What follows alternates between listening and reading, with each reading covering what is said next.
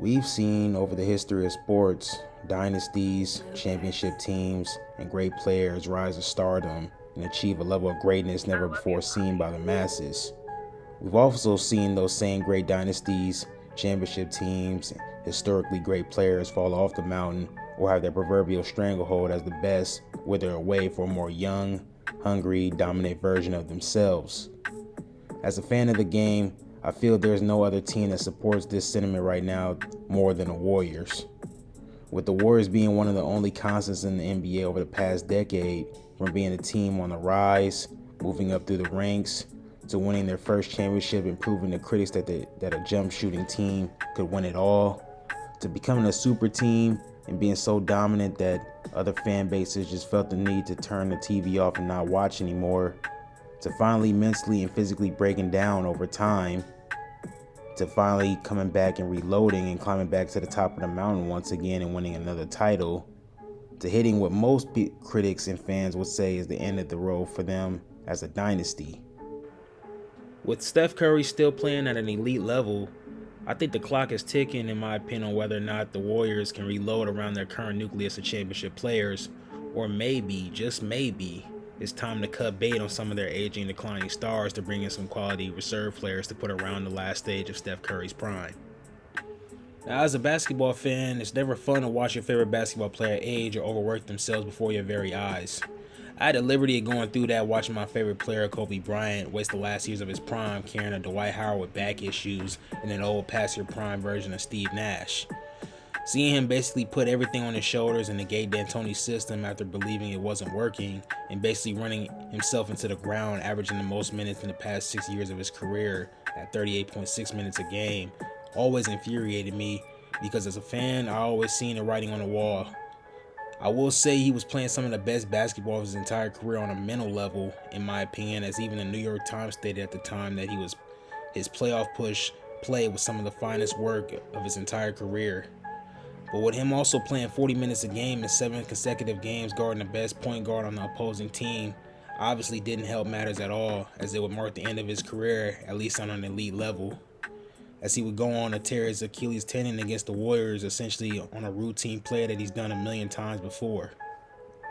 Now, I say all of that to say this. I'm not necessarily saying that the same thing's going to happen to Steph Curry, or that he's going to tear his Achilles or tear his knee, or something catastrophic in terms of an injury situation is going to happen.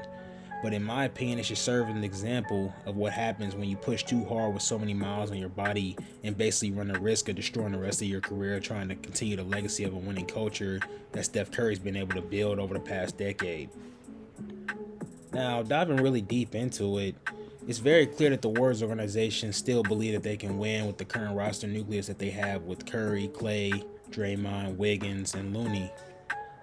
I'll be honest, I'm leaning more so about 70% on the side of it's time to blow this team up or at least trade one of their star level players in terms of the nucleus, because they become more of liabilities rather than assets for the team. Now, analyzing these players of this nucleus, you have to start with Klay Thompson. It pains me to say it because I respect him a lot when it comes to his game and how he carries himself on and off the court, but Klay is clearly not the same player he once was, as his scoring, he's scoring the least amount of points per game since his rookie season, and he's shooting career lows from the field and from three this season as well. Obviously, it's understandable that his game has slipped considering the fact that he's coming off two of the most devastating injuries in sports in back-to-back seasons with a torn Achilles and a torn ACL. You can clearly see that when he plays, he's pressing when he shoots the ball, as his overall mechanics seem to break down on most of his shots to the point that it looks like he's trying to will the ball in more than his natural fluid shooting motion. It hurts me to say it, but he may be the one guy that the Warriors need to cut bait on and move, as he turned down a 2-year, $48 million extension before the season started, basically betting on himself.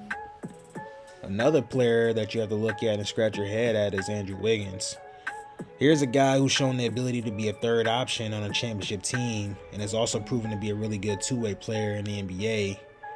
He came to the Golden State Warriors back in 2019 and has proceeded to have some of the best years of his career from an efficiency standpoint, shooting no less than 46% from the field and nearly 40% from three. That's what makes this season for him such a head scratcher when you really think about it. because he's having some of the worst shooting splits of his entire career, and he's only scoring 12.5 points per game this season. So what seems to be the real issue? His usage rate is the same as it's been the past few seasons with Golden State, and he's taking some of the same shots he's taken in the past with Golden State as well. If I really had to pinpoint it and really give my opinion on what I think is the problem, is I just think he struggles to find a rhythm with this offense, considering the fact that Steve Kerr's equal opportunity offense is a lot about ball movement and centered around Steph Curry and Klay Thompson. Wiggins has never been really known to be a great three-point shooter, or his game centered around just taking corner threes and open jump shots. His game's always been centered around having the ball in his hands, being a slashing level player who can defend and score off the dribble. But when he doesn't get as many opportunities to prove that, it makes it hard for him to really have the statistics that he's had in the past. Now, with him signing his deal in 2022 with Golden State, a 4-year deal, it makes it really hard for the Warriors to have any leeway on what they can do in terms of moving him or moving his contract. The Warriors are basically stuck with him until the time being, until they can figure out what they want to do or whether or not they want to allow him to try to find his way out of this slump. Hopefully that is the case, but the way it's looking, it doesn't seem like that's going to work out well in the future. But only time can tell. Now, moving on to the biggest reason as to why I believe you're seeing the last stages of the Warriors dynasty as you know it, and that's Draymond Ding Dong Green. Draymond Green, the man just can't seem to stay out of his own way. You would think that a guy who was the main culprit as to why the Golden State Warriors fell short of a flawless season in 2016 in terms of capturing the series title would have learned by now. Or maybe how about when he let his emotions spill over against KD in 2019 against the Clippers, when he didn't give KD the ball in the closing seconds of that game and then proceeded to cuss KD out in the huddle for essentially no real logical reason. You would think he would have learned after that incident. Or maybe after coming off of a championship win, going on to punch one of his young rising stars on the team in the face, causing team morale problems that would spill over in the following season. You would think he would have learned even after that incident. But no. You would think that after all of these incidences, suspensions, technical fouls, and overall look from the media, that Draymond will get the hint and realize that acting like a complete nut job on the court has done nothing but affect the Warriors team as a whole. With the incidents that happened in 2016 and 2019 respectively, you could literally make the argument that Draymond has costed the Warriors 2 championships during their reign over the NBA over the past decade. Knowing that we're only about a quarter of the way through the season and this man Draymond is sitting on his second suspension in the span of a month, I feel a legitimate question needs to be asked.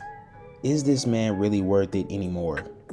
Sure, he's still a decent player overall when it comes to his defense and point forward ability, but players with his skill set offensively are becoming more prominent in the NBA by the years. And seeing as Draymond has been on the wrong side of 30 for a few years now, I question why the Warriors felt the need to resign Draymond to that big of a contract instead of allowing him to test the free agent market. Looking at Draymond's game from a physical standpoint and a mental standpoint, you could tell that his game would only work on a contending team ready to win at this point. But what contending team would have had $100 million just sitting around for Draymond of all people? The Lakers? Come on.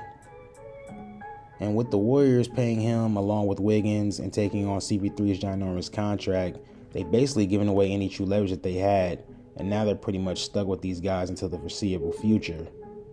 And with Draymond being potentially gone for at least a month because of his on-the-court antics this season, Steph Curry is once again in a position where he's going to have to step his game up to a whole different level, or some contributing player on the Warriors is going to have to step up to the plate and provide leeway for Steph when it comes to carrying this team to a respectable record in the West.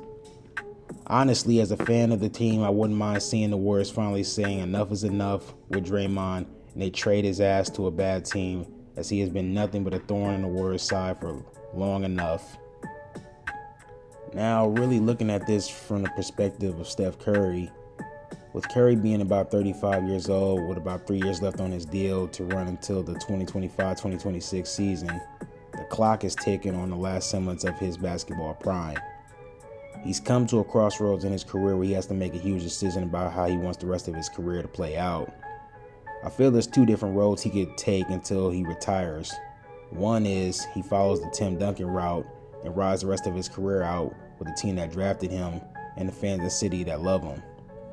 Or number 2, he cuts bait and either asks for a trade to a contender or his hometown of Charlotte to finish out the remainder of his career.